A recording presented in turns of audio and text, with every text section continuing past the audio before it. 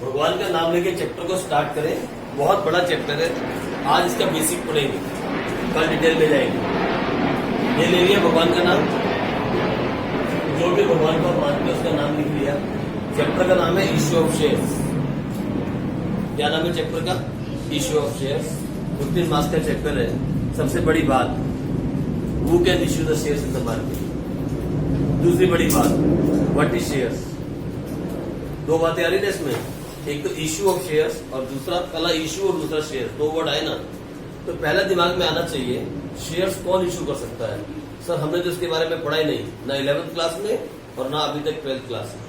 तो 1.5 साल हो गया अकाउंटिंग पढ़ते हुए, कभी आपने सोचा शेयर्स इशू करते हैं? कहीं पढ़ा कहीं इसके बारे में? आप सिर्फ बीएसटी में पढ़ा था 11th क्लास में कि शेयर्स नाम की कोई चीज होती है, लेकिन कैसे इशू की जाती है, कौन इशू करता है, किस लिए इशू करता है, इससे होता क्या है, अभी तक नहीं पढ़ा। तो शेयर्स कौन इशू करता है? शेयर इशू करता है कंपनी। कौन इशू करेगा शेयर्स?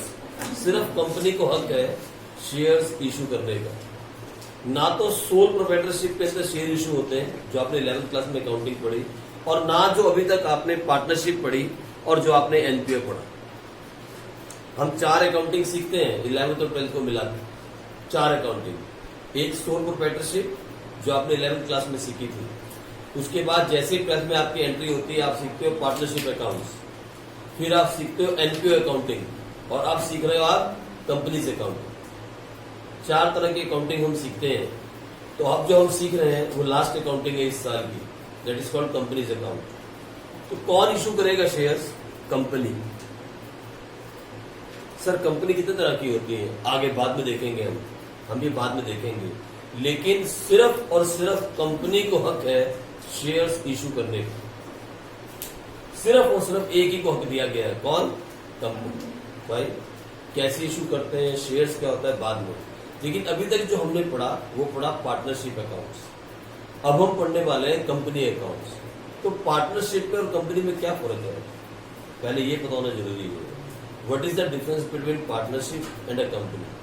जो हम पढ़ चुके वो तो हम जानते हैं। पार्टनरशिप कौन सा एक्ट था? पार्टनरशिप का एक्ट कौन सा था? पार्टनरशिप एक्ट कौन सा था? है पार्टनरशिप एक्ट कौन सा पढ़ा आपने?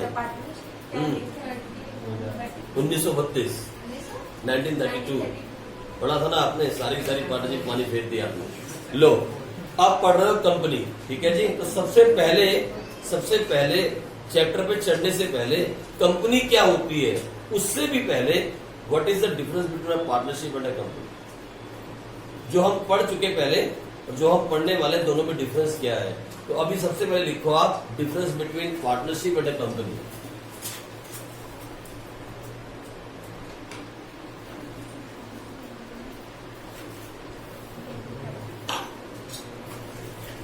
कौन इशू करता है शेयर्स? कंपनी। कौन सी कंपनी? अभी तक बताया नहीं, मैंने नहीं बताया अभी तक। बस कंपनी इशू करती है शेयर्स, ठीक है। तो फिर पार्टनरशिप में और कंपनी में क्या डिफरेंस है? आओ लिखिए सबसे पहले the difference between partnership and a company. अच्छा, पार्टनरशिप जो है सबसे पहला लिखो, number 1, it is set up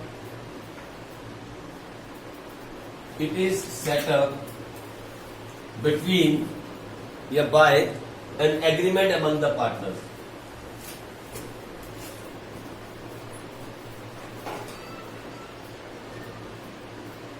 Agreement among the partners.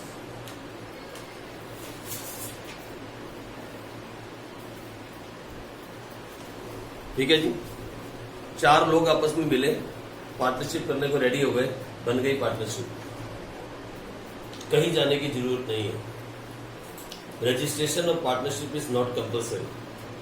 यानी आपने पढ़ा था ना register of companies office, ROA office, वहां जाने की जरूरत नहीं होती। इसका मतलब registration is not compulsory.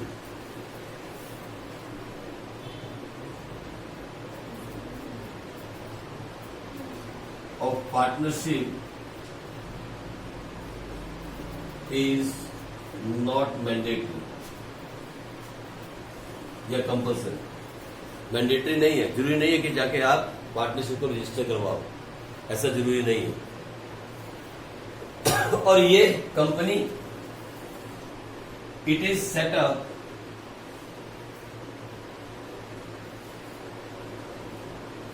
As per companies act.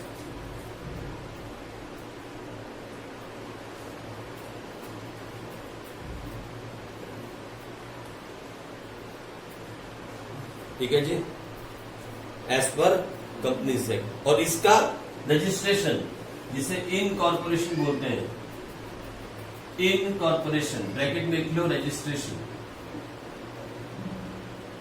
Is compulsory. इसके बिना काम नहीं चलेगा। 4 दोस्त मिले, चारों ने मिलकर पार्टनरशिप स्टार्ट करने की सोची। सुबह सुबह घर से गए, पैसा लेके आए, 20-20 लाख 80 लाख रुपया लगाया, काम शुरू कर दिया। बस कुछ नहीं चाहिए, दुकान चाहिए, सामान चाहिए, वो तो है ही है, ठीक है, और काम शुरू।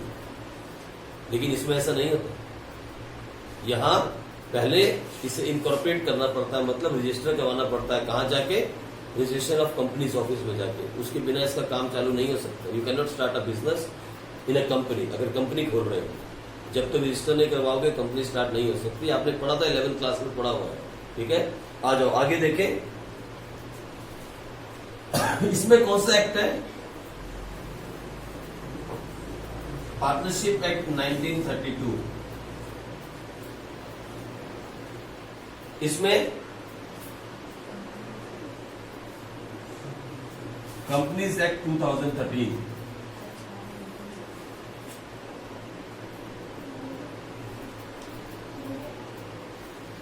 ठीक है। इसमें कंपनीज एक्ट 2013। ये बड़ी बड़ी बातें जो आपको दिमाग में रखनी है।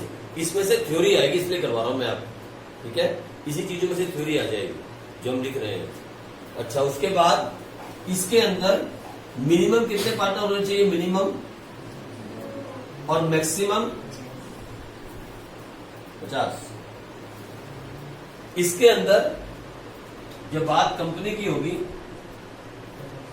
तो फिर 2 तरह की कंपनी होगी। वैसे तो 3 तरह की होती है। एक प्राइवेट कंपनी,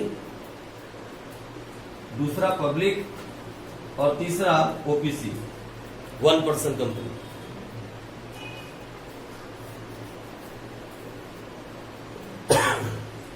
जब हम बात करेंगे प्राइवेट कंपनी की, प्राइवेट कंपनी, तो इसके अंदर मिनिमम 2,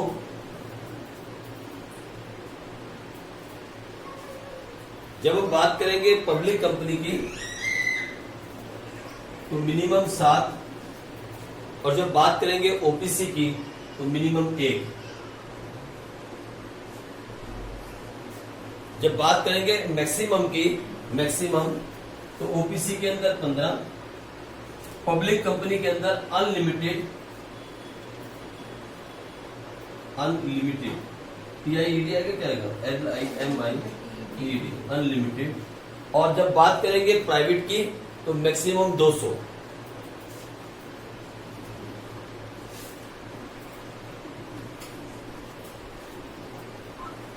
ठीक है जी।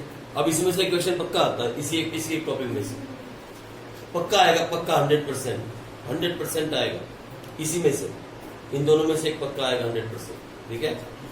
आता ही आता है हर बार, कोई भी पेपर उठाओगे तो पक्का इस टॉपिक में से, मतलब इतने समय से मिनिमम और मैक्सिमम में से एक पेपर पक्का आता है, ठीक है। आ जाओ आगे चले, साथ साथ दिमाग में उठाते रहो। यहाँ कौन सा एक्ट चलता है और यहाँ ओके, इसके अंदर रजिस्ट्रेशन क्या है? इसमें कंपल्सरी है, इसके बिना नहीं चल सकता। आ जाओ, इसके अंदर जो ऑनर्स होते हैं they are called partners. Owners को क्या बोलते हैं? Partner A, B, C। इसमें जो ऑनर्स होते हैं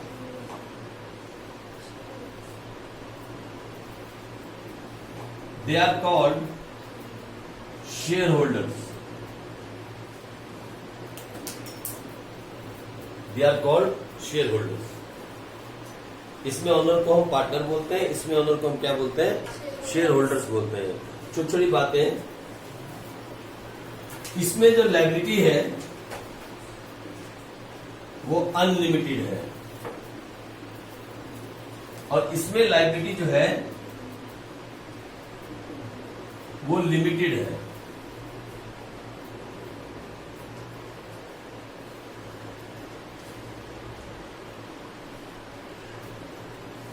अच्छा, अब ये क्या होता है मालूम है? लायबिलिटी क्या होती है मालूम? क्या होता है लिमिटेड लायबिलिटी और लिमिटेड क्या होता है? सर अगर कंपनी लॉस में चली जाती है या फिर लॉस में चली जाती है तो फिर कौन सा मतलब कितना शेयर दे सकते हैं? देखो, अगर पार्टनरशिप में लॉस हो जाए ना, पार्टनरशिप में अगर लॉस हो जाए या पार्टनरशिप में इंसॉल्वेंसी हो जाए या पार्टनरशिप का अकाउंट बंद हो जाए, मतलब फॉर्म बंद हो जाए, अगर ऐसा हो जाए तो फिर जो उनके जो पार्टनर्स होते हैं ना, जो मालिक होते हैं, उनके घर के भांडे भी बिक जाते हैं, बर्तन बेच के भी पैसा पूरा कर दिया जाता है। That is called unlimited liability. यानी जितना पार्टनरशिप के असेट्स हैं उनको बेचने के बाद अगर क्रेडिटर्स की पेमेंट नहीं हुई, क्रेडिटर्स मैंने मैं बात कर रहा हूँ सारी लायबिलिटीज की, अगर लायबिलिटीज की पेमेंट नहीं हुई तो फिर पार्टनर्स का पर्सनल घर, पर्सनल गाड़ी, पर्सनल बर्तन सब बेच दिया जाएगा। That is called unlimited liability. That is called, ये पार्टनरशिप में होता है और उसमें भी, किसमें भी, सोल प्रोप्राइटर में भी यही होता है। लेकिन इसके अंदर लिमिटेड है, मतलब जितने के आपने शेयर्स लिए, जितने के आपने शेयर्स बाय किए, बस उतना ही पैसा डूबेगा, आपके घर तक कोई नहीं आएगा। अगर आप यहां बैठे हो और आपने रिलायंस के शेयर ले लिए 1 लाख रुपए, कितने के शेयर्स लिए, कैसे लेते बाद में बताऊंगा आगे चल के। 1 लाख के शेयर्स आपने रिलायंस कंपनी के खरीद लिए। रिलायंस कहाँ है? गुजरात में या बॉम्बे में। आप कहाँ बैठे हो? अंबाला में। मान लो कंपनी डूब गई और कंपनी बंद हो गई तो फिर आपके घर तक नहीं आएंगे कोई भी पैसे मांगने के लिए, बस जो पैसा आपने लगाया था ना शेयर्स में वो चला गया। तो लिमिटेड लायबिलिटी है, जितना आपने शेयर्स लिए उतना ही डूबेगा, उसके ज्यादा नहीं डूबेगा। आपके घर के बर्तन बेचने कोई नहीं आने वाला या आपकी पर्सनल गाड़ी बेचने के लिए कोई नहीं आया। ठीक है जी, that is called limited liability. हो गया क्लियर? चलो इसको दिमाग में रखना, कभी पेपर में आता है। अच्छा, एक और, ऑडिट ऑफ बुक्स। मालूम है ऑडिट? मालूम है क्या होता है? साल के बाद ऑडिट होता है। 1 साल की अकाउंटिंग करने के बाद अकाउंट्स के ऑडिट किए जाते हैं। ऑडिट मैंने होता है चेकिंग। जो ऑडिटर होते हैं वो बाहर से आते हैं, एक्सटर्नल ऑडिटर्स, और एक कंपनी के अपने भी होते हैं इंटरनल ऑडिटर्स। जो भी अकाउंटिंग होती है अकाउंट्स डिपार्टमेंट के अंदर, 1 साल के बाद जब साल खत्म हो जाता है ट्रायल बैलेंस निकाल दिया जाता है और ट्रायल बैलेंस के बेस पे एक एक अकाउंट की चेकिंग की जाती है। और वो कौन करते हैं? Auditors. They are called auditors. वो ऑडिट करते हैं। ऑडिट माने अकाउंट की चेकिंग की जाती है कि कहीं पे कोई घपला तो नहीं है, उसके बाद ही फाइनल अकाउंट्स प्रिपेयर किए जाते हैं। इनफैक्ट जो ऑडिटर्स होते हैं वही फाइनल अकाउंट्स प्रिपेयर करते हैं। जो कंपनी के अंदर अकाउंटेंट काम करते हैं वो फाइनल अकाउंट्स प्रिपेयर नहीं करते, वो तो रफ अकाउंट प्रिपेयर करते हैं। फाइनल तो ऑडिटर ही करते हैं। वो अपने भी हो सकते हैं, वो बाहर के भी हो सकते हैं, लेकिन उनका काम ही होता है ऑडिट द अकाउंट्स। वो ऑडिट ही करते हैं और कोई काम नहीं करते। उनका काम ही सिर्फ ऑडिट करने का है और सलाह देने का। ठीक है जी? तो ऑडिट ऑफ अकाउंट्स है ना, ऑडिट ऑफ बुक्स पार्टनरशिप के अंदर कंपलसरी नहीं है।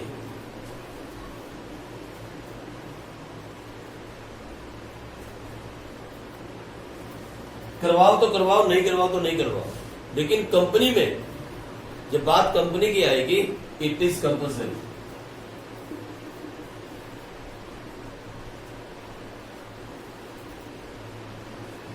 इसके बिना आप नहीं रह सकते। कंपनी में ऑडिट करवाना कंपलसरी है। ओके, फिर बात आई प्रॉफिट की। डिस्ट्रीब्यूशन ऑफ प्रॉफिट मुझे बताओ कैसे होता है इसमें? है? नहीं, कैसे होता है? मतलब इसमें पार्टनरशिप में डिस्ट्रीब्यूशन प्रॉफिट कैसे होता है? पूरी पार्टनरशिप पढ़ के आए हो, चलो 1 नंबर का आ गया। Profit is distributed in partnership as per, चलो as per, yes very good, as per not only distribution of profit, not only distribution of profit, कोई भी काम जो हम करते हैं पार्टनरशिप में अकॉर्डिंग टू क्या करते थे? इंटरेस्ट ऑन कैपिटल है ना, उसके बाद क्या बोलते हैं इंटरेस्ट ऑन, सब अकॉर्डिंग टू क्या था? पार्टनरशिप भी। ठीक है, 1 नंबर में आ जाएगा पेपर में। अच्छा, इसके अंदर जो है ना, इसके अंदर इसमें डिस्ट्रीब्यूशन ऑफ प्रॉफिट होता है according to articles of association, according to articles of association. दो चीजें होती हैं, अगर आपने पढ़ी होगी पिछले साल आपने 100% ये पढ़ा होगा 11th क्लास में, memorandum of association and articles of association पढ़ा था ना, पक्का पढ़ा होगा बिजनेस स्टडी के अंदर, ठीक है जी। ये दो चीजें थी। तो ये आर्टिकल्स ऑफ एसोसिएशन के अंदर बताया जाता है कि प्रॉफिट कैसे डिस्ट्रीब्यूट होगा, कौन से पार्टनर को कितना शेयर मिलेगा, ये सब पहले से इसके अंदर मेंशन होता है, ठीक है जी। अब ये क्या होता है, ये आपने 11th क्लास में पढ़ा हुआ है। जैसे हम लोग पार्टनरशिप डीड बनाते हैं, ऐसे इसके अंदर आर्टिकल्स ऑफ एसोसिएशन बनता है। उसके अंदर सारी बातें लिखी होती है, कंपनी क्या करेगी, कंपनी का नेचर क्या होगा, कंपनी का बिजनेस क्या होगा, इसकी पेड अप कैपिटल क्या होगी, ये कहां तक जा सकती है, क्या क्या नहीं कर सकती है, क्या क्या कर सकती है, कॉस्ट को कितना मिलेगा, सब इसमें होता है। इस किताब के अंदर पूरी किताब होती है, इसे बोलते हैं आर्टिकल्स ऑफ एसोसिएशन, ठीक है जी। आ जाओ आगे। हाँ, इसके अंदर a partner can not transfer his share, a partner can not transfer his ownership, share लिखोगे तो कंफ्यूज हो जाओगे, can not transfer his ownership without all other partners agree।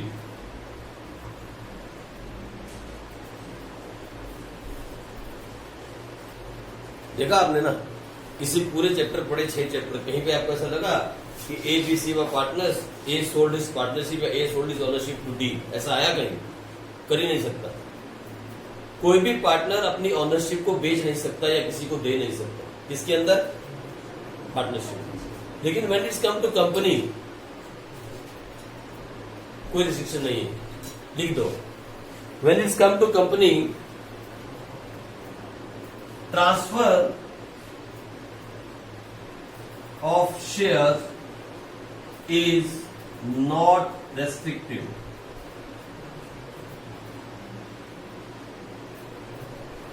कोई रेस्ट्रिक्शन नहीं है, लेकिन एक में है, एक्सेप्ट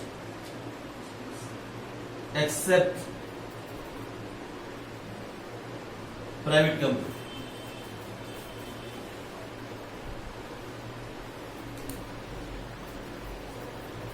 देखो, ये जो 3 तरह की कंपनी की हम बात कर रहे हैं ना, यहां पे हमने लिखा था बीच में, याद है आपको? Private company, public company and OPC. हम जिसकी अकाउंटिंग सीखेंगे ना, और जिसमें आप नौकरी करोगे कल, बड़ी बड़ी कंपनियां जो होती है ना, वो पब्लिक कंपनी होती है, पब्लिक कंपनी, प्राइवेट कंपनी नहीं, पब्लिक कंपनी। हम पब्लिक कंपनी की अकाउंटिंग सीखेंगे, हम ना तो प्राइवेट कंपनी की अकाउंटिंग सीखेंगे, ना ओपीसी के बारे में ज्यादा सीखेंगे, बस इतना ही पढ़ेंगे जो पढ़ेंगे। उसके बाद इन दोनों को भूल जाना दिमाग से। हम जिसकी अकाउंटिंग सीखने वाले हैं, जिसकी हमने शेयर्स इशू करने हैं और जिसकी हमने अकाउंटिंग करनी है, वो सीखेंगे हम पब्लिक कंपनी के बारे में। तो ज्यादा ध्यान हमें किस पे लगाना है? पब्लिक कंपनी पे। अब पब्लिक कंपनी क्या होती है, प्राइवेट क्या होती है, मैं लिखवाऊंगा आपको, वो भी डिफरेंस मैं आपको लिखवाऊंगा डिटेल पे, ठीक है जी। तो पहले इसे पूरा कर ले। तो इसके अंदर ट्रांसफर, और इसके अंदर सिर्फ प्राइवेट कंपनी में अलाउड नहीं है, बाकी जगह आप कर सकते हैं, ठीक है जी। चलो आगे आ जाओ, और कौन सा पॉइंट लिखे?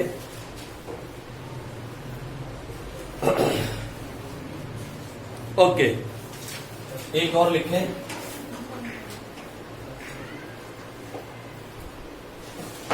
जब बात बिजनेस को मैनेज करने की आएगी, business is managed by one partner और ऑल पार्टनर्स। पढ़ा था ना आपने? या तो एक पार्टनर काम कर सकता है या फिर सारे पार्टनर काम कर सकते हैं। चाहे तो एक पार्टनर सबके लिए काम करे या सारे आके बिजनेस में बैठ जाए, सब मिलके भी बिजनेस मैनेज कर सकते हैं, या कोई एक पार्टनर सबके लिए काम कर सकता है। ऐसा होता है, आपने देखा भी था पार्टनरशिप के फर्स्ट चैप्टर में, आपने फंडामेंटल्स में पढ़ा था। लेकिन जब बात कंपनी की आती है, इस तरफ की बात आती है, तो यहां पे जो बिजनेस मैनेज करते हैं, दे आर कॉल्ड डायरेक्टर्स। तो लिखो, business is manage by directors.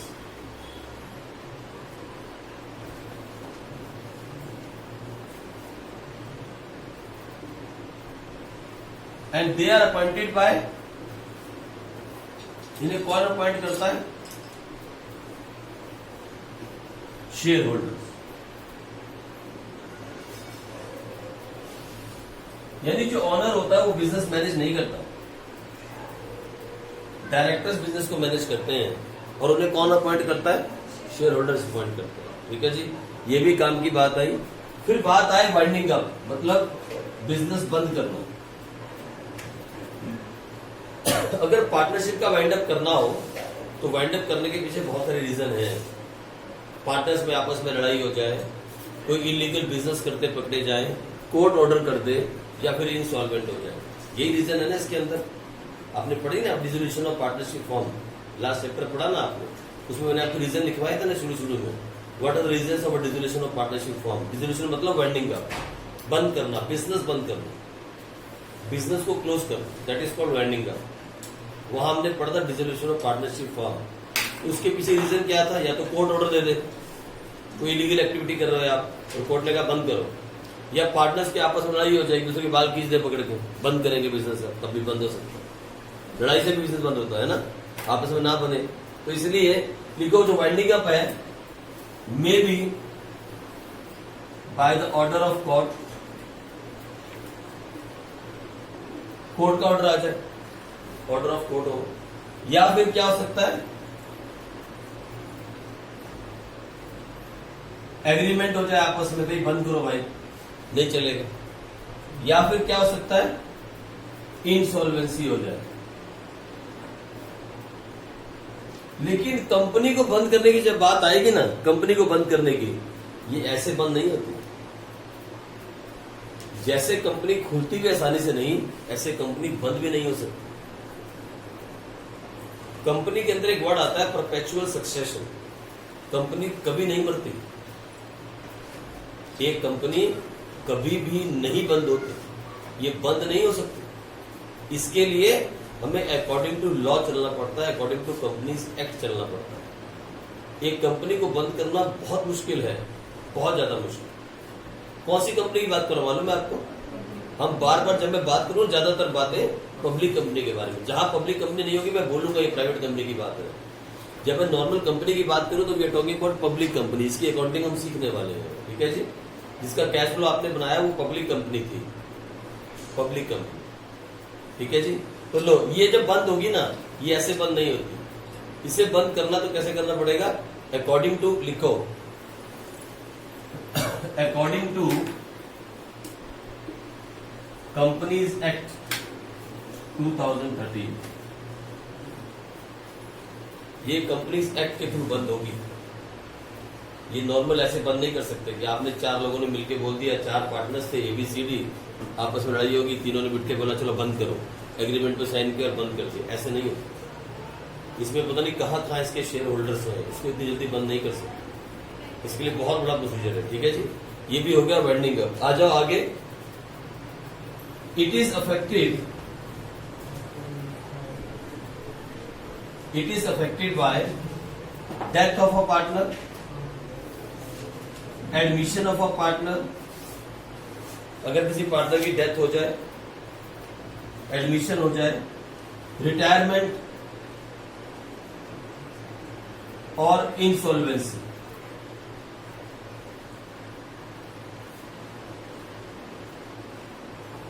मतलब अगर पार्टनरशिप के अंदर एक पार्टनर मर जाए तो पूरी पार्टनरशिप डीड चेंज हो जाती है, मालूम ना आपको?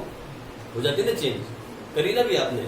अगर एक पार्टनर रिटायर हो जाए तो सारी की सारी डीड चेंज होती है, रिवोल्यूशन अकाउंट बन जाता है, रेशियो निकाली जाती है, गेनिंग रेशियो, ट्रीटमेंट किया जाता है गुडविल का, बैलेंस शीट रिवाइज की जाती है, पार्टनर्स कैपिटल अकाउंट दोबारा बना, सब काम होता है कि नहीं होता? अच्छा, एडमिशन हो जाए तो ये काम होते हैं सारे के सारे, सेम काम। इसका मतलब एक पार्टनर के मरने से, आने से, जाने से या इंश्योरेंस होने से पार्टनरशिप पूरी चेंज हो जाती है, होती है ना चेंज। पर यहाँ कोई मर जाए, खप जाए, कोई फर्क नहीं पड़ता। कंपनी के अंदर अगर एक शेयर होल्डर मर जाए, खप जाए, लुट जाए, डूब जाए, कोई फर्क नहीं पड़ता इससे। ये परपेचुअल सक्सेशन है। इस कंपनी के अंदर शेयर होल्डर के आने का, जाने का, मरने का, जीने का कोई डिफरेंस नहीं है। इसको कोई फर्क नहीं, इसकी सेहत पे कोई असर नहीं कंपनी में। ठीक है, लिखो जल्दी से। It is not affected by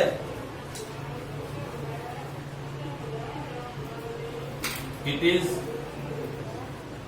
not affected by death, admission of a share holder. कोई फर्क नहीं पड़ता इसके अंदर, कोई फर्क नहीं पड़ता, चाहे कोई आए चाहे कोई जाए। बताओ 10 किलो वाल दे, 100 किलो वाल दे, हैं? ठीक है जी, हो गई बात खत्म। देखो अभी तक जो आपने पढ़ा वो ये था, आई मेरी बात समझ। अब जो पढ़ने वाले वो ये है।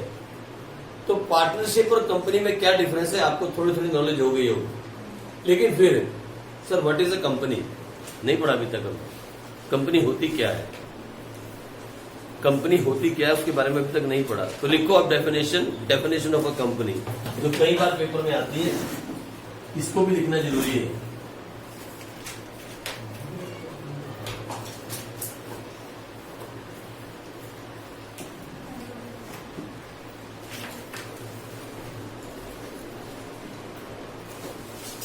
लिखो एन आर्टिफिशियल पर्सन, कंपनी क्या है,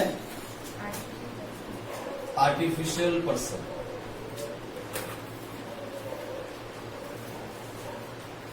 an artificial person created by law,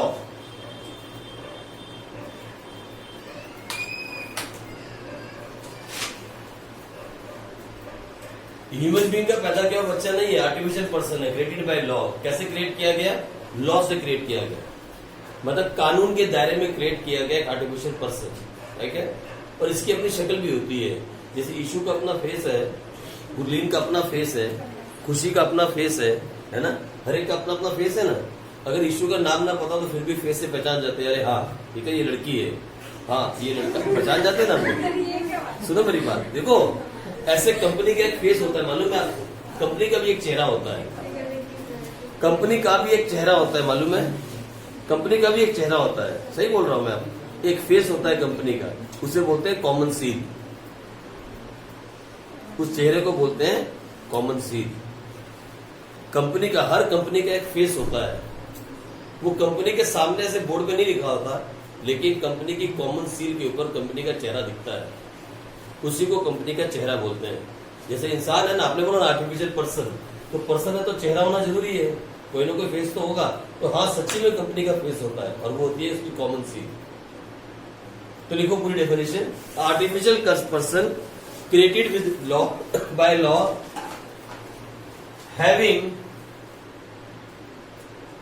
separate entity, ये तो आपको मालूम है, having separate entity with a perpetual PERPETUAL perpetual succession,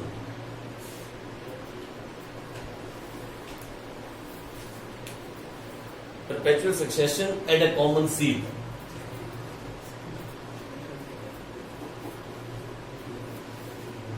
ये है कंपनी की डेफिनेशन। ठीक है, एक कंपनी आर्टिफिशियल पर्सन है जिसके अंदर सिर्फ आत्मा नहीं है, बाकी सब काम वही है, आर्टिफिशियल पर्सन क्रिएटेड बाय, दूसरी बात, तीसरी हैविंग सेपरेट एंटिटी, चौथी विद परपेचुअल सक्सेशन, कभी ना मरने वाली, आजीवित, जो कभी नहीं मरता, जिसको कोई नहीं मार सकता, that is called perpetual succession. किसी के आने से, किसी के जाने से, किसी के बढ़ने से, किसी के घटने से जो कभी बंद नहीं हो सकती, that is called perpetual succession. जो निरंतर चलती रहेगी, कभी नहीं रुकेगी, that is called perpetual succession. ठीक है जी, और फिर एंड मतलब फेस ऑफ अ कंपनी, पूरे का पूरा आदमी की फोटो बन गई है, पर्सन की फोटो बन गई। एक ऐसा आर्टिफिशियल पर्सन जिसे लॉ ने क्रिएट किया, जो एक सेपरेट एंटिटी है, जो परपेचुअल सक्सेशन के साथ चलती है और जिसकी अपनी एक कॉमन सील है, that is called a company. ये होती है एक कंपनी। लेकिन क्रिएट कैसे होती है, कैसे क्रिएट होती है, कौन सा लॉ है वो, कंपनी एक्ट 2013। कंपनीज एक्ट 2000 लिखो, इसी के नीचे आगे लिखो as per section 2 sub section 20, ऐसे लिखते हैं इसको, as per section 2 sub section 20, as per section 2 sub section 20 of companies act 2013। ये बहुत जरूरी है, याद करना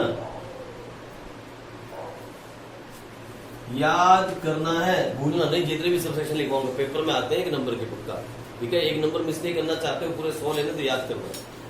section 2 sub section 20 of companies act 2013 क्या बोलता है, लिखो क्या बोलता है ये। A company is incorporated, मैंने registered, a company is incorporated under the Companies Act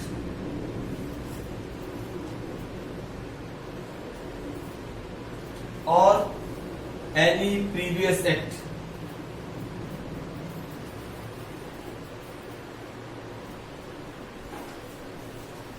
दो 2013 से पहले भी कंपनियां हैं ना, तो उसे क्या बोलेंगे हम, प्रीवियस कंपनीज है। मतलब एक कंपनी जो है, ये लॉ, ये सेक्शन बोलता है अ कंपनी इज इनकॉर्पोरेटेड, मतलब registered under the companies act और एनी प्रीवियस कंपनीज एक्ट। 2013 के पहले भी कंपनियां बहुत हैं, 47 से कंपनियां चलती आ रही हैं, 40 से चलती आ रही हैं, 1920 में भी कंपनियां थी, ठीक है जी। तो इसके लिए हमें लिख दिया है ना, कौन सा सेक्शन है ये, सेक्शन 2 सब सेक्शन। ये सेक्शन बोलता है कि एक कंपनी को रजिस्टर होना जरूरी है, कैसे, अंडर द कंपनीज एक्ट, ठीक है जी। चलो ये भी हमने लिखवा दिया। अब फीचर्स ऑफ अ कंपनी, वैसे तो आप लिख चुके हैं, क्या क्या फीचर्स होने चाहिए कंपनी के अंदर, तो लिखो नंबर 1 सबसे बड़ा फीचर ये, it has to be incorporated, मतलब रजिस्टर, उसका मतलब है रजिस्टर। दूसरा, it's a separate legal entity, point number 2।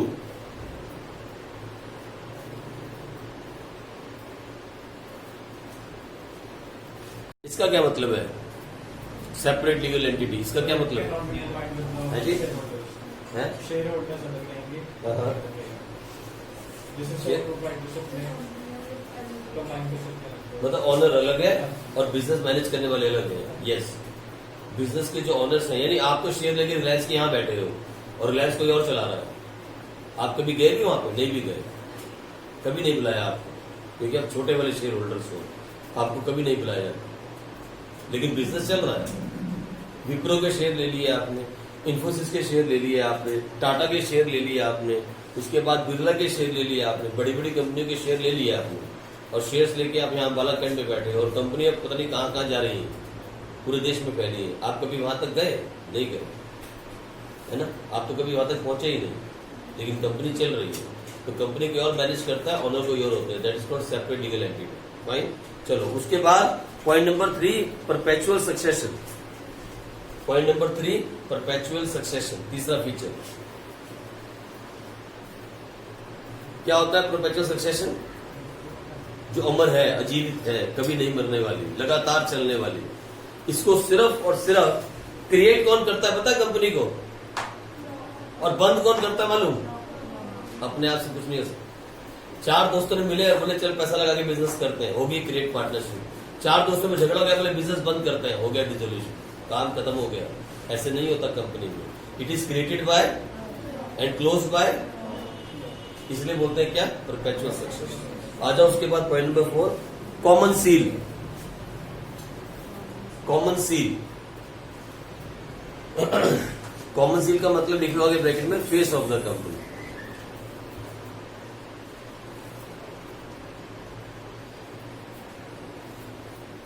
फिर लिमिटेड लायबिलिटी,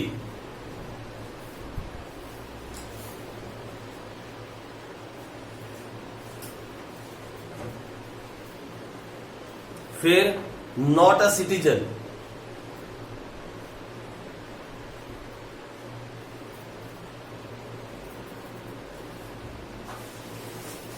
और फिर right to access the information.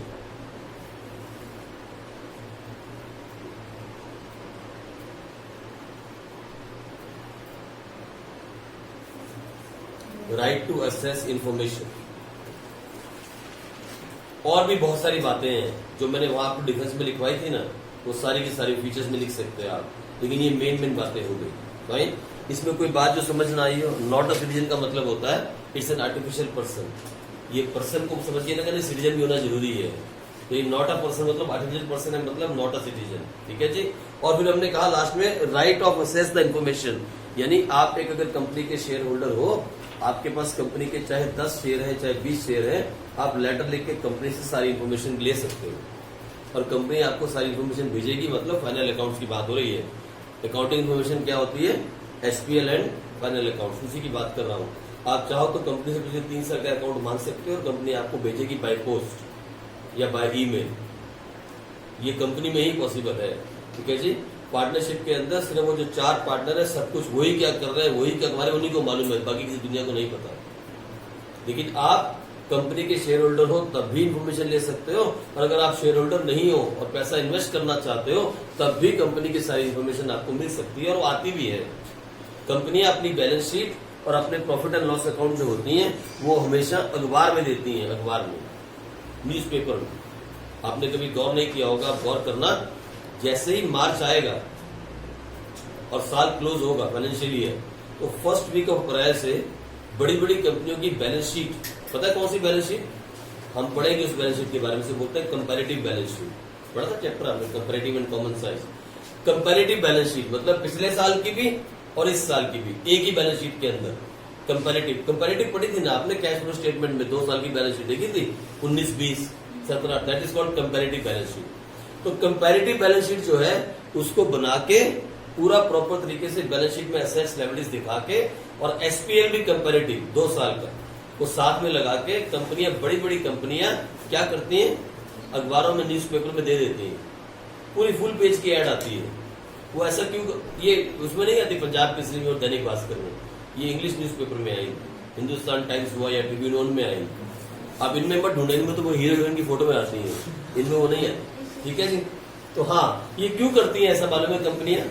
लोगों को लुभाने के लिए, इन्वेस्टर्स को अपनी तरफ अट्रैक्ट करने के लिए। जिनके पास पैसा है वो इन चीजों को देखते हैं, फिर वो देख के जज करते हैं कि कौन सी कंपनी कैसा बिहेव कर रही है, फिर अपना पैसा इन्वेस्ट करते हैं। आई बात समझ में? अगर आप न्यूज़पेपर में नहीं ले सकते तो आप कंपनी से मंगा सकते हो कि मुझे लास्ट 3 ईयर के अकाउंट्स भेजो, I want to invest money in your business. तो कंपनी तुरंत आपको बाय पोस्ट या बाय ईमेल भेज देगी। इसे बोलते हैं राइट टू असेस इंफॉर्मेशन। ऐसा पार्टनरशिप में नहीं है। अगर एक पार्टनरशिप बिजनेस में 4 पार्टनर काम कर रहे हैं और पैसे इन्वेस्ट करना चाहते हो और आप बोलो मुझे सारे अकाउंट दे दो, बोलेंगे पहले पार्टनर बन जा, पहले पैसा इन्वेस्ट कर। क्या क्या लेके आ? कैपिटल ला, और क्या ला? प्रीमियम फॉर गुडविल ला, फिर तेरे को हम सब कुछ बताएंगे, अदरवाइज नहीं बताएंगे। तो ये कंपनी में हमारे पास पॉसिबिलिटी है right to access the information. ये पॉइंट पूछा जाता है, इसलिए मैंने बता दिया आपको डिटेल के अंदर। ये हो गए फीचर्स ऑफ कंपनी। अब बात करें कंपनियां होती कितने तरह की हैं, तो मैंने पहले कहा आपको कितने तरह की होती हैं? 3 तरह की। कौन कौन सी? OPC, 1 person company. लेकिन हम किसके बारे में पढ़ेंगे? लेकिन एक बार इन तीनों के बारे में डिफरेंस देखना पड़ेगा। आ जाओ फटाफट जल्दी से खत्म करें। आ जाओ। 3 तरह की कंपनियां, एक प्राइवेट कंपनी, एक, अच्छा पढ़ चुके हैं आज के बारे में, एक पब्लिक कंपनी, एक ओपीसी। आप पढ़ चुके हो इसके बारे में, आप इसके बारे में पढ़ चुके हो। फिर भी एक बार, क्योंकि अब दोबारा से 12वीं क्लास में आ गए इधर, तो फिर मुझे मतलब दोबारा पढ़ना पड़ रहा है, इसलिए सॉरी, दोबारा से नहीं आएगा मुझे मालूम है, आप फिर दोबारा से पढ़ना पड़ेगा इसीलिए। तो पहले इनका डिफरेंस लिख लो, फिर मैं आपको डेफिनेशन लिखवा दूंगा, या पहले डेफिनेशन लिख लो, पहले डेफिनेशन लिख लो। अच्छा बना दिया है, तो पहले डिफरेंस लिखो। प्राइवेट कंपनी के बाद, प्राइवेट कंपनी की सबसे बड़ी पहचान ये है, इसके एंड में लिखा जाता है प्राइवेट लिमिटेड।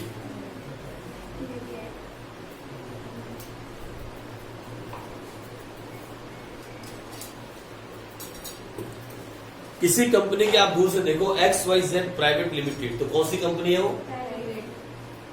दूर से पता लग जाएगा, बोर्ड से ही। और इसके एस पे लिखा जाता है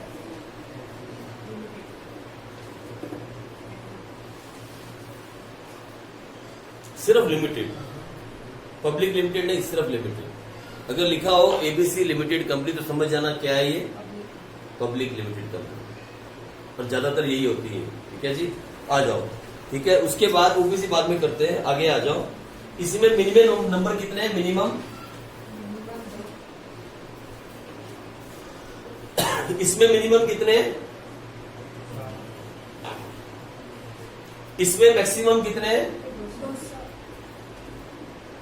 इसमें मैक्सिमम कितने हैं? चलो जी। Private company can not offer shares to the public. अच्छा सुनो मेरी बात, इधर सुनो मेरी बात। Private company can not offer shares to public, लेकिन ऐसा नहीं है can not offer the shares. Private company share issue कर सकती है सिर्फ इन 200 लोगों तक, सिर्फ इन 200 लोगों तक, इसके बाहर नहीं। आम जनता को नहीं। आम जनता जिसका कुछ नहीं बनता उसको ये शेयर्स नहीं दे सकते। कैन नॉट ऑफर, सुना मेरी बात, इसका मतलब है can not offer shares to the public, but इसका मतलब ये नहीं can not offer the shares. अगर आपसे कोई पूछे private company can offer the shares, आपको yes, to the public no, public को नहीं दे सकती, अपने मेंबर्स में शेयर कर सकती है। ठीक है जी, आ जाओ इसके बाद। अच्छा इसके अंदर क्या होगा? कैन ऑफर, ये तो पूरे जहाज को शेयर भेज सकती है जी, जिसको चाहे उसको शेयर भेज सकती है, कैन ऑफर। ठीक है जी, लो इसके बाद must prepare AOA, articles of association.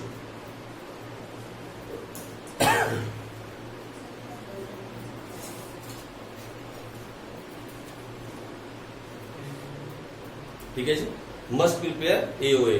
और इसकी अगर बात करें, इसकी अगर हम बात करें, ये ना भी प्रिपेयर करें तो चलता है। एक टेबल आता है, टेबल F।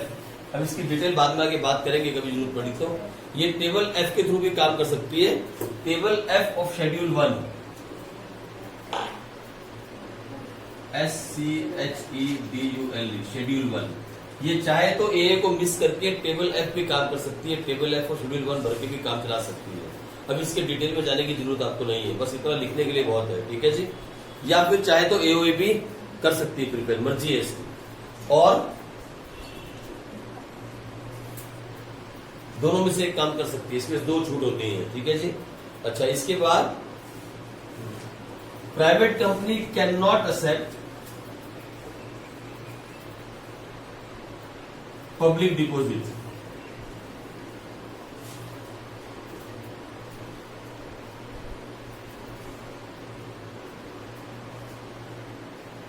ये भी एक तरीका होता है लोगों से पैसा लेने का, शेयर्स, डिवेंचर्स, बॉन्ड्स के अलावा ये भी एक तरीका होता है पब्लिक डिपॉजिट। ये नहीं कर सकती, ये पब्लिक से किसी भी हाल में पैसा नहीं ले सकती। और इसकी बात करें तो यस, यस ये कर सकती है।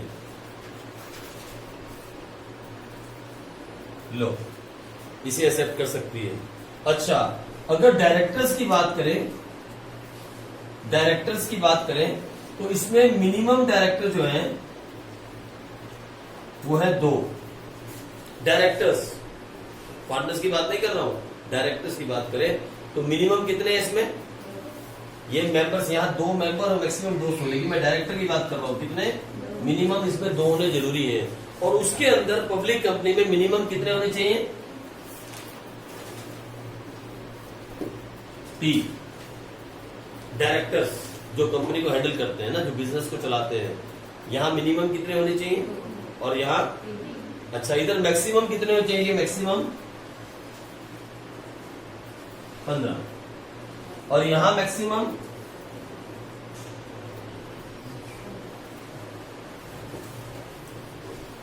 ठीक है जी। अब देखो इसमें फंसना नहीं, फंस मत जाना इसमें और इसमें कंफ्यूज मत हो जाना, ठीक है। ये मेंबर्स हैं, ये डायरेक्टर्स हैं। Minimum members 2, maximum 200, minimum 7, maximum unlimited, minimum directors 2, minimum directors 3, maximum 15, maximum 50। Confuse होने वाली बात नहीं है, कहीं कंफ्यूज नहीं होना। आ जाओ आगे।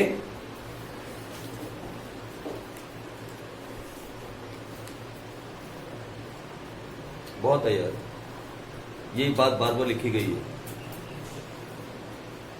ओके, बहुत है, इतना बहुत है, ठीक है, इतना बहुत है। चलो आगे लिखो ओपीसी के बारे में। अब एक डेफिनेशन लिख लो, छोटी छोटी लिखो ओपीसी के बारे में। पहले ओपीसी क्या होती है? 1% कंपनी,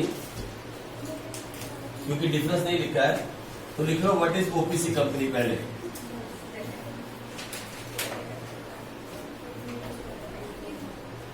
लिखो ओपीसी के बारे में, ओपीसी क्या होती है फटाफट।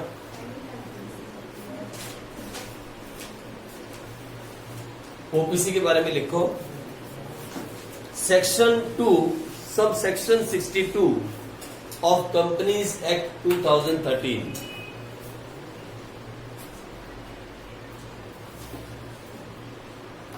Section 2 sub section 62 of Companies Act 2013 defines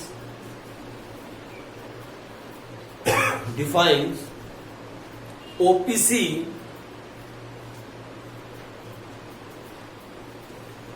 a company which has only one person as a member.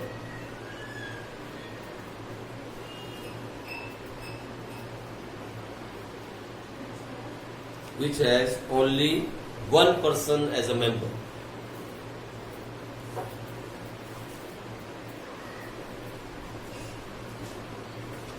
कौन सा सेक्शन है?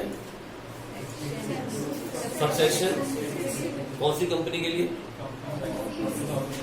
ओपीसी कंपनी के लिए, ओपीसी के लिए। अच्छा, ऐसी प्राइवेट कंपनी के लिए भी है, मैं लिखवाऊंगा आगे, और ऐसे पब्लिक कंपनी के लिए भी है। इन तीनों सेक्शनों में से पेपर पक्का पेपर में जब पूछते हैं कि कौन सा सेक्शन किसके लिए है, ये भी पेपर में आने वाला क्वेश्चन है, इसलिए इसको भी आप अंडरलाइन कर लो। Section 2 sub section 62 for OPC company. अच्छा, क्या बोलता है ये बोलता है कि ओपीसी के अंदर एक ही मेंबर होना चाहिए, ठीक है जी। आगे लिखो रूल 3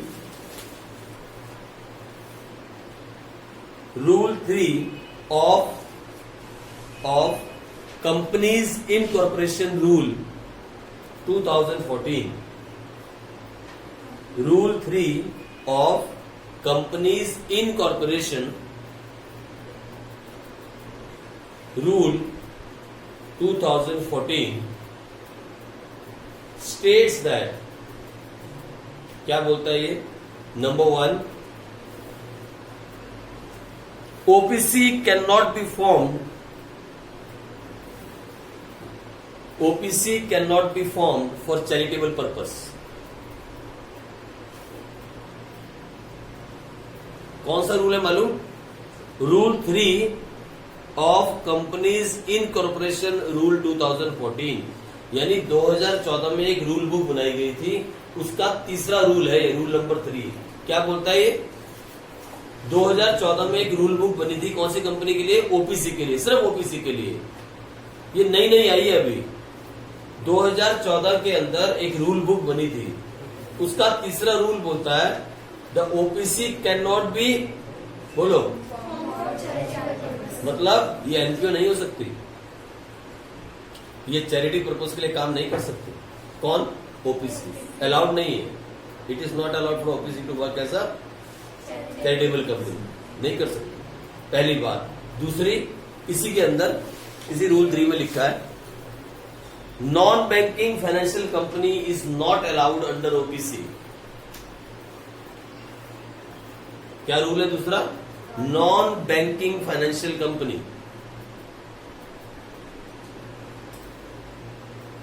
मतलब बैंक खुल सकता है इसके अंदर, बैंक खोला जा सकता है, लेकिन नॉन बैंकिंग फाइनेंशियल कंपनी जैसे फाइनेंशियल इंस्टीट्यूट हो गया या प्राइवेट लेंडर्स हो गए, नॉट अलाउड, इसके अंदर अलाउड नहीं है। सुन लो मेरी बात गौर से इधर, non banking financial company, bank की बात नहीं कर रहा है, non banking financial company is not allowed under OPC. OPC के अंदर हम नॉन बैंकिंग फाइनेंशियल कंपनी नहीं खोल सकते। यानी आप एज अ प्राइवेट आदमी अगर चाहो कि लोगों को पैसा दो और लोगों से पैसा लो, ये काम आप नहीं कर सकते क्योंकि आप अकेले हो और आपने ओपीसी खोली है। आप नहीं कर सकते, ये काम अलाउड नहीं है, इट इज नॉट अलाउड। ऐसा आपको कहा, अगर आप बैंक क्रिएट करो अंडर आरबीआई, क्योंकि बैंक कैसे बनते हैं, बैंक कहाँ काम करते हैं, अंडर आरबीआई गाइडलाइंस, तो फिर आप कर सकते हैं। लेकिन नॉन बैंकिंग के अंदर नहीं कर सकते आप। अब अकेले आपके पास बहुत सारा पैसा है तो आप बैंक खोलना चाहते हो, under the guidance of RBI you can open a bank and start working as a bank, और नीचे अपने लोग काम करवा सकते हो लोगों से। लेकिन अगर आप चाहो कि बैंक कर छोड़ के वैसे ही फाइनेंसिंग कंपनी खोल ले, वो आप नहीं कर सकते ओपीसी के अंदर। ठीक है जी, ये दूसरा बड़ा काम है। और तीसरा लिखो, OPCs paid up capital can not exceed 50 lakh rupees. OPC's paid up capital cannot exceed 50 lakh rupees.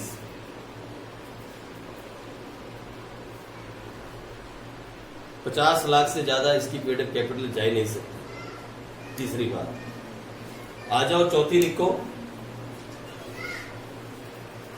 The average annual turnover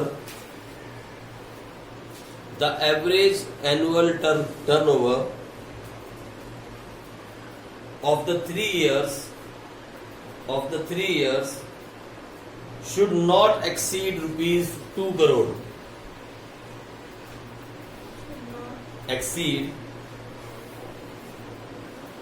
rupees 2 crore. rupees 2 crore. 2 crore से ज्यादा टर्नओवर नहीं होनी चाहिए, 3 साल की एवरेज निकाली जाए तो। ये भी ओपीसी के ऊपर एक शर्त है। और आखिरी लिखो, last condition, the convert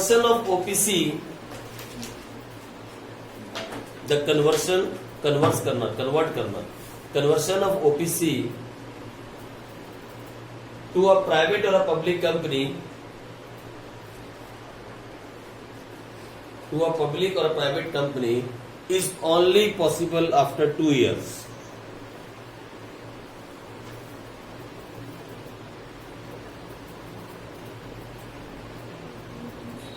Is only possible after 2 years. यानी अगर आपने ओपीसी खोली है और आप चाहते हो कि आप इसको चेंज करके प्राइवेट कंपनी बना दिया जाए या पब्लिक कंपनी बना दिया जाए, तो वो कितने साल के बाद पॉसिबल होगा? ये ओपीसी के बारे में लिखवाया मैंने आपको, मेन बातें ओपीसी की। This is OPC main thing, क्योंकि ओपीसी अभी भी स्टार्ट हुई है, इसलिए ओपीसी के बारे में हमने डिफरेंस नहीं लिखवा के मैंने अलग से लिखवा दिया। ओके, प्राइवेट कंपनी हमने पढ़ लिया क्या होता है, पब्लिक कंपनी में डिफरेंस क्या होता है वो भी पढ़ लिया हमने। फिर प्राइवेट सच कंपनी और पार्टनरशिप डिफरेंस क्या होता है वो भी हमने पढ़ लिया। डेफिनेशन ऑफ कंपनी हमने पढ़ लिया, फीचर्स ऑफ कंपनी हमने पढ़ लिया, ये सारी बातें हमने पढ़ी। अब छोटी छोटी एक लाइन की डेफिनेशन लिखो, डेफिनेशन ऑफ प्राइवेट कंपनी, इसी में लिखो जल्दी से, definition of private company. As per section 2 sub section 68, वो कौन सा सेक्शन था बताना ओबीसी का? सेक्शन कौन सा था? सेक्शन सब सेक्शन, और इसमें कौन सा है? वो सेक्शन 2 सब सेक्शन 62, ये section 2 sub section 68। As per section 2 sub section 68 of companies act 2013, section 2 sub section 68 of companies act 2013, a private company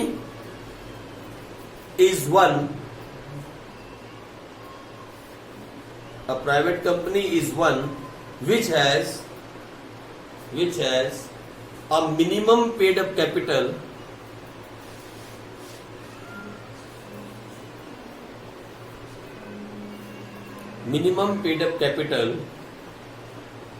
as prescribed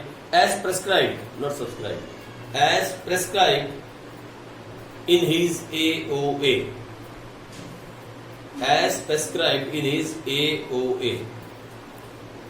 यानी पेड अप कैपिटल के लिए प्राइवेट कंपनी में कोई लिमिट नहीं है। जितनी आपने अपनी AOA के अंदर आर्टिकल्स ऑफ एसोसिएशन में लिखी है उतनी होनी चाहिए। आप चाहो तो 5 करोड़, 10 करोड़, 50 करोड़, 100 करोड़, 1 अरब, 2 अरब, 5 करोड़, 100 करोड़, जितना चाहो लगा सकते हो। बस जितना आपने लिखा है किसके अंदर, AOA के अंदर, उतनी होनी चाहिए। ठीक है जी, पेड अप कैपिटल। फाइन, चलो आ जाओ, लिखो पब्लिक कंपनी जल्दी से।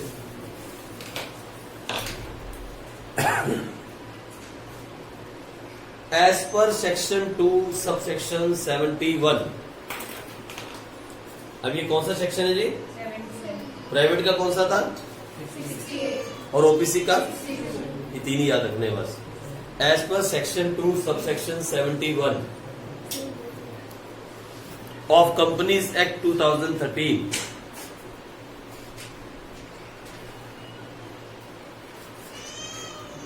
a public company is a company which is not a private company। ऐसा लिखा है सेक्शन में, ये सब ये चीज तो नहीं आती तो भी बता। लिखो a public company is a company which is not a private company and has a minimum paid up capital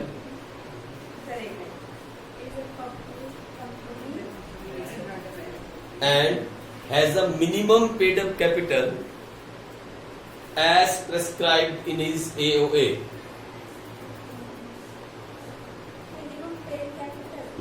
paid up capital as prescribed in his AOA। यानी कंपनी के लिए भी लिमिट नहीं है। लो जी, सारी कहानियां खत्म हो गई। मुझे भी कहानी पढ़ाने में मजा नहीं आता, लेकिन ये थ्योरी जरूरी थी इस चैप्टर की। फिर भी छोटी मोटी बातें और हैं, हम आगे करते रहेंगे। ठीक है जी, कोई बड़ी बात नहीं है, कोई बड़े काम नहीं। हमने बहुत सारी थ्योरी कर ली, ये थ्योरी बहुत हो गई। लेकिन सुनो मेरी बात, अब मेरी बात सुनो। मैं आपको समझाना चाहता हूँ कंपनी काम कैसे करती है। देखो अब काम की बात पे आते हैं। देखो कोई बात नहीं, 10 मिनट सही, लेकिन सुनो, अब जाने से पहले, अब आज आए हो, अब आज का दिन वेस्ट नहीं हुआ। वेस्ट तो अभी भी नहीं हुआ, पेपर आता है 2 नंबर का, ये इंपॉर्टेंट काम था, करना भी जरूरी था, इसलिए मैंने करवाया। देखो इधर सुनो, 1 मिनट, हेलो, शांति का दान बख्शो। आज क्या हुआ, खूब अच्छे से खाना खा के यीशु सो गए और रात को सपने में भगवान जी आए, बोले यीशु कंपनी स्टार्ट कर। क्या बोले? यीशु तू एक काम कर, तू कंपनी स्टार्ट कर, फोन बनाने की कंपनी स्टार्ट कर, तू दिन रात तरक्की करेगी और बहुत तेरा हाई जाएगा बिजनेस। सपना आया यीशु को। यीशु भागे भागे सुबह बैंक, अरे सुनो, हेलो, मैं बिल्कुल पॉइंट पे हूँ, पॉइंट से हटके नहीं, सिर्फ नाम चेंज किया मैंने। इधर देखो, यीशु भागी भागी सुबह सुबह बैंक में गई। क्या चाहिए उसके लिए? पैसा। यीशु भागी भागी सुबह बैंक में गई और पता किया बैंक में कितना पैसा पड़ा है। तो लगा पता कि बैंक के अंदर पड़े हैं 50 लाख, 50 लाख रुपीज बैंक के अंदर पड़ा हुआ है कैश, और कोई बिजनेस नहीं कर रही है पहले। तो बैंक से पूछा, I want to start a business, मुझे 2 करोड़ रुपए की जरूरत है बिजनेस स्टार्टअप के लिए, तो क्या मुझे लोन मिल सकता है? उसने बोला, आपके पास गिरवी रखने को क्या है, कुछ है गिरवी रखने के लिए? बोली नहीं, मेरे पास तो एक घर है, वो भी मम्मी डैडी का, अगर उसको गिरवी रख दिए तो प्रॉब्लम हो जाएगी, मेरे पास गिरवी रखने को कुछ नहीं। तो बैंक ने क्या बोला, घूम जाओ, वो गेट देख रहे हो, चले जाओ। बैंक कभी भी बिना चीज के नहीं देगा पैसा। बैंक क्यों देगा पैसा? बैंक आपको पैसा क्यों देगा? बैंक ने मना कर दिया और निकाल दिया। बड़े मायूस मन के साथ, बहुत मायूस होके यीशु घर को आ रही है। टूट गया दिल, कंपनी धरी रह गई, रात को सपना आया और सुबह टूट गया। लेकिन रास्ते में एक अकाउंटेंट मिला, पूछा क्यों इतनी मायूस है, रीजन क्या है? बोलती है कंपनी खोलने की सोची थी और पैसा तो है नहीं, पैसा नहीं है। सुनो मेरी बात, पैसा नहीं है, और पार्टनर बनने को भी कोई तैयार नहीं है ही नहीं कोई जो पार्टनर बने, और बैंक ने भी मना कर दिया पैसे देने से। सब कलम हो गया, अब नहीं कुछ हो सकता। अब तो ये जो मेरा सपना था, जो मुझे रात को आया था, वो खत्म। उसे बोला ऐसा नहीं होता, अगर तुम्हारे दिल में सच्ची में काम करने का कुछ है तो जाके एक कंपनी रजिस्टर करवा लो, एक कंपनी रजिस्टर करवाओ और जाके रजिस्टर ऑफ कंपनीज ऑफिस में जाके एक नाम रजिस्टर करवा लो और मेमोरेंडम बनाओ, आर्टिकल्स बनाओ और लोगों से पैसा इकट्ठा कर लो। जाओ लोगों से पैसा इकट्ठा कर लो। वाह, कैसे हो सकता है ये? बड़ा दिमाग में बात आ गई ना। उसने बोला जाओ लोगों से पैसा इकट्ठा करो, लोग तुम्हारी कंपनी में पैसा लगाएंगे और तुम बिजनेस करना और उन सबको भी उतने ही जितना उन्होंने पैसा लगाया उतने का मालिक बना देना। ये बोले ये तो ठीक है, बैंक को भी तो इंटरेस्ट देना पड़ता था ना अगर लोन लेती तो। ये भी ठीक है, प्रॉफिट बांट लेंगे, जो भी प्रॉफिट होगा उसको हम आपस में बांट लेंगे और उसी को हम डिविडेंड कहते हैं, है ना। डिविडेंड का मतलब लाभांश, लाभ का छोटा सा हिस्सा। तो कोई बात नहीं, आपस में बांट लेंगे। ये कैसे होगा? तो सुनो मेरी बात, ऐसा नहीं है कि ईशू के सपने को उसने पूरा कर दिया, इतना भी आसान नहीं है। अब ईशू जाएगी और वहां रजिस्टर ऑफ कंपनीज में कंपनी रजिस्टर करवा देगी और रजिस्टर ऑफ कंपनीज में कंपनी रजिस्टर करवाने के बाद लोगों में सीधा ऐसे बांट देगी कागज और लोग उस कागज को भरेंगे और पैसा जमा करवा देंगे। ऐसा नहीं होता, उसका भी एक तरीका है, उसका भी एक सिस्टम है। सबसे पहले ईशू को जाना पड़ेगा, पता है किसके ऑफिस में? आपने पढ़ा है उसका नाम है ना, रजिस्ट्रार में तो जाएगी। किसके ऑफिस में जाएगी? 11th क्लास में आपने उसका नाम पढ़ा था, वो जो मेंटेन करता है सारे मार्केट को, है? एक मेंटेन एक इंस्टीट्यूट है जो सारे ऑफिस को मेंटेन करता है, जो कंपनीज के लिए कैपिटल ऑथराइज करता है, जो कंपनीज के लिए कैपिटल कितनी होनी चाहिए ये ऑथराइज करता है। चलो उसकी भी बात करते हैं कहाँ जाएगी, लेकिन ऐसा नहीं कि इशू जाए और सीधा पैसा इशू करके पैसा ले ले। सबसे पहले इशू को रजिस्टर ऑफ कंपनीज के ऑफिस में जाके ये बताना होगा कि वो करना क्या चाहती है, पूरा प्रपोजल देना होगा डिटेल के अंदर। उन्हें लग जाए, अगर उन्हें ये कंफर्म हो जाए कि इशू जुआ नहीं खेलना चाहती या इशू इस पैसे से कोई इलीगल काम नहीं करना चाहती, सुनो ना बात, अगर उन्हें ऐसा लगे कि वो इलीगल काम नहीं करना चाहती तो फिर वो इशू को पता क्या करेंगे? इशू से पूछेंगे आपको पूरी जिंदगी में कितने पैसे की जरूरत है? आज के लिए नहीं, पूरी लाइफ के लिए। जब तक ये कंपनी रहेगी इससे ज्यादा पैसा आप लोगों से इकट्ठा नहीं कर पाओगे, सोच के बताओ। तो इशू को लगा यार आज मैं ये सिर्फ छोटे से फोन बनाने की बात कर रही हूँ, कल हो सकता है मैं लैपटॉप पे बनाऊं, हो सकता है फिर बाद के अंदर मैं और भी चीजें बनाऊं। तो एक काम करती हूँ, आज तो मुझे लग रहा है कि 2 करोड़ की जरूरत है। एक काम करती हूँ, जब ऑथराइज ही लेना है इनसे तो मैं 10 करोड़ का ऑथराइज ले लेती हूँ। इशू ने कहा मेरी पूरे फ्यूचर की प्लानिंग इस कंपनी की 10 करोड़ रुपए तक की है। एक बार जो ऑथराइज कर दिया दोबारा उसके बाद चेंजेस नहीं होते, फिर नई कंपनी खोलनी पड़ेगी, उस कंपनी के अंदर दोबारा ऑथराइज नहीं होता, एक ही बार होता है लाइफ के अंदर, फॉर लाइफ टाइम। तो आपको पहले ही सोच के बोलना है कि आपको कितना पैसा ऑथराइज करवाना है, कितना पैसा लोगों से इकट्ठा करना है, बात की बात है, कितना ऑथराइज करवाना है। तो फिर रजिस्ट्रार ऑफ कंपनीज ऑफिस जो है वो आपको ऑथराइज करेगा। क्या ऑथराइज करेगा? सब कागज पढ़ने के बाद, आपका इंटरव्यू होने के बाद, आपका प्रपोजल पढ़ने के बाद, आपका मेमोरेंडम पढ़ने के बाद, सब डिटेल पढ़ने के बाद they will authorise you go and collect 10 crore rupees from the market. क्या ऑथराइज किया जाएगा? Go and collect 10 crore rupees from the market. और वो जो आपको ऑथराइज करेंगे ना उसको हम कहेंगे सबसे पहले ऑथराइज्ड कैपिटल।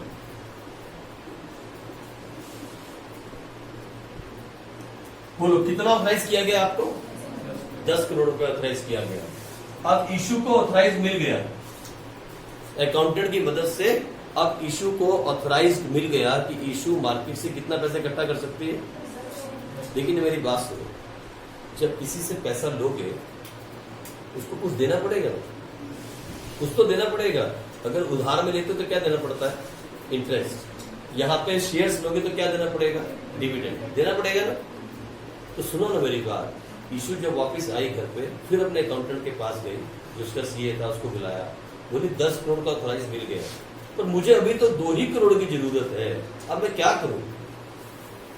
अभी तो मुझे कितना पैसा चाहिए राइट नाउ? 2 करोड़, और मुझे ऑथराइज कितना का मिला? तो उसने कहा सुनो ना, जितना पैसा आपको चाहिए आज अभी, उतने पैसे के मार्केट में शेयर्स इशू कर दो। जितना आज आपको पैसा चाहिए उतने पैसे के मार्केट में शेयर्स को बेच दो, शेयर्स इशू कर दो। तो फिर इशू को कितना पैसा चाहिए था? इशू ने क्या किया? 2 करोड़ के मार्केट में शेयर इशू कर दिए और इसे हम कहते हैं क्या? Issue capital. या हम क्या कहते हैं? Share capital. आई मेरी बात समझ? जितना पैसा आज आपको चाहिए था, आपने मार्केट में उतने के शेयर्स इशू कर दिए 2 करोड़ के। सर शेयर्स कैसे इशू करते हैं? सर शेयर्स को इशू कैसे किया जाता है? मतलब एक एक आदमी को जाके बोला जाता है? नहीं, शेयर्स को शेयर मार्केट के अंदर आईपीओ के थ्रू इशू किया जाता है, जिसके अंदर एक कंपनी अपना, जैसे कॉलेज में आप एडमिशन लेते हो ना, लोगे ना अभी जाके, तो क्या करोगे आप? प्रोस्पेक्टस ले लोगे कॉलेज का, फिर क्या करोगे? उसके अंदर एक फॉर्म होगा, उस फॉर्म को क्या करोगे? फिल करोगे और क्या कुछ पैसे लगाओगे ड्राफ्ट साथ में, और कहाँ दे दोगे?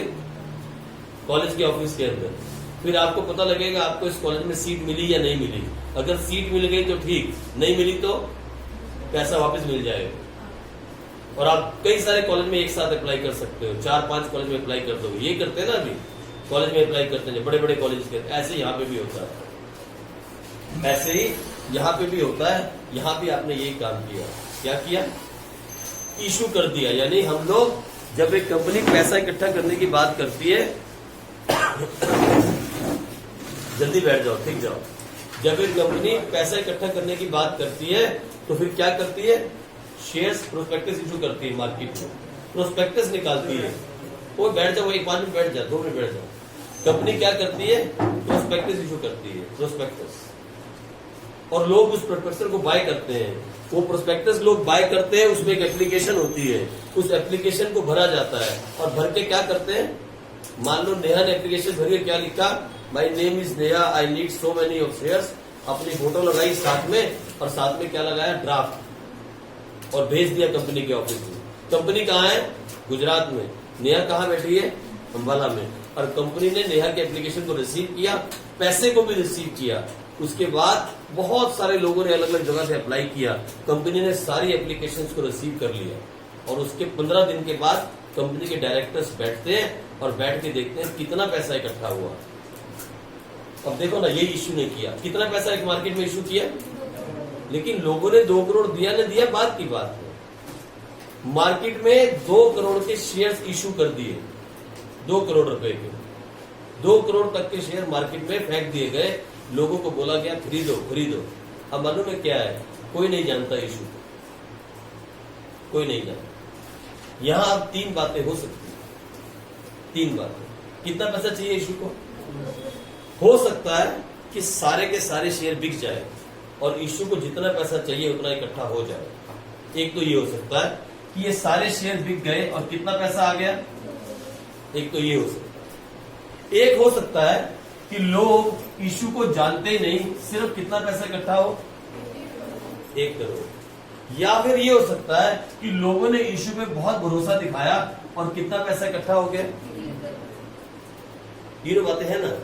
या तो जितना पैसा आपको चाहिए था, लोगों ने उतना अप्लाई नहीं किया, आपके शेयर बिके ही नहीं, लोगों ने खरीदे नहीं, किसी ने अप्लाई नहीं किया, तो क्या हुआ? या फिर जितना आपको चाहिए था उतना, या फिर जितना आपको चाहिए था उससे किसी को भी पता नहीं होता कितना पैसा आएगा। इसने भी अप्लाई किया, इसने भी किया। कोई बैठा है केरल में, कोई बैठा चेन्नई में, कोई बैठा पंजाब में, कोई हरियाणा में। कहां लोग बैठे हैं, किसी को भी किसी का मालूम नहीं कितना पैसा इकट्ठा होने वाला है। ये तो एप्लीकेशंस भर भर के लोग भेज रहे हैं और साथ में बैंक ड्राफ्ट लगाया जा रहा है। सारी एप्लीकेशन कंपनी के ऑफिस में आ रही है। फिर एक लिमिट, एक डेट होती है, लास्ट डेट। उस डेट तक एप्लीकेशंस आती रहती हैं। उसके 15 दिन के बाद बैठा जाता है और सारी एप्लीकेशंस को इकट्ठा किया जाता है और जज किया जाता है कितना पैसा आ गया। फिर पता लगता है कि ये पैसा कम आया, जितना चाहिए था उतना आया, या उससे ज्यादा आ गया। तो लोग जो अप्लाई करते हैं और जो पैसा भेजते हैं और जो पैसा इकट्ठा होता है, उसे बोला जाता है सब्सक्राइब्ड कैपिटल।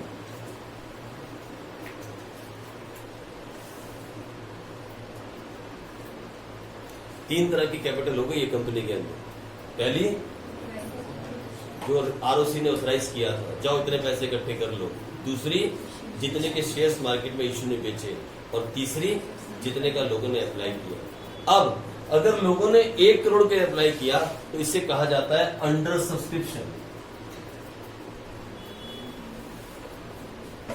चाहिए कितना था? 2 से कम आया तो क्या बोला? और अगर 2 करोड़ पूरा का पूरा आ गया तो इसे क्या बोला जाता है? Normal subscription. जितना चाहिए था उतना आ गया।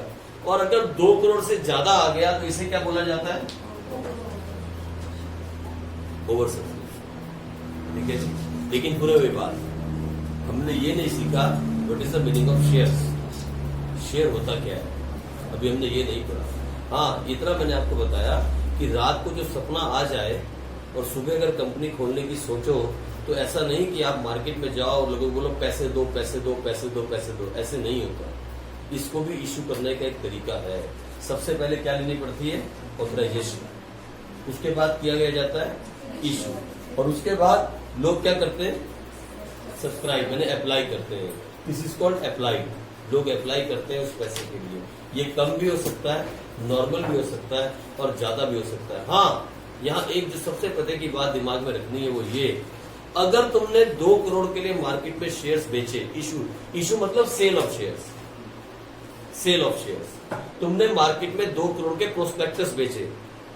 शेयर कुछ नहीं होता, it is just a piece of paper. Prospectus, company का प्रोस्पेक्टस, उसके अंदर एक फॉर्म लगा होता है शेयर्स का। उस फॉर्म को फाड़ा जाता है, भरा जाता है, पीछे बैंक ड्राफ्ट लगाया जाता है और कंपनी के ऑफिस में पोस्ट कर दिया जाता है। उसी को हम बोलते हैं। ठीक है जी। आपने 2 करोड़ के शेयर बेचे। अगर 2 करोड़ रुपए से 90% से कम पैसा इकट्ठा हुआ उसे बोल देते हैं फेलियर ऑफ सब्सक्रिप्शन। कितना पैसा? 90% से कम। ये कितना पैसा है? आधा। तो इस केस में अगर ऐसा हुआ तो इशू अपने बिजनेस को कभी भी स्टार्ट नहीं कर पाएगी। नेवर। कम से कम कितना सब्सक्राइब होना चाहिए? कम से कम इसका कितना? 90% सब्सक्राइब होना चाहिए। यानी अगर आपने 2 करोड़ की बात की है तो उसका 90% कम से कम लोग अप्लाई करें। अगर 90% से नीचे लोग अप्लाई करेंगे तो इसका मतलब वो जो है फेलियर ऑफ सब्सक्रिप्शन हो जाएगा। वो कंपनी खुल ही नहीं पाएगी। आपको क्या करना पड़ेगा? लोगों के पैसे वापस भेजने पड़ेंगे। जो भी लोगों ने ड्राफ्ट भेजे हैं उसी एड्रेस पे आपको वो ड्राफ्ट वापस भेजने होंगे। आप कंपनी चला ही नहीं सकते। मिनिमम 90% का सब्सक्रिप्शन होना चाहिए। फाइन। यही से हम कल स्टार्ट करेंगे आगे। बस बहुत छोटी सी बातें और मैं ले आऊंगा आपको सीधे प्रैक्टिकल क्वेश्चन के ऊपर। ठीक है जी, चलो।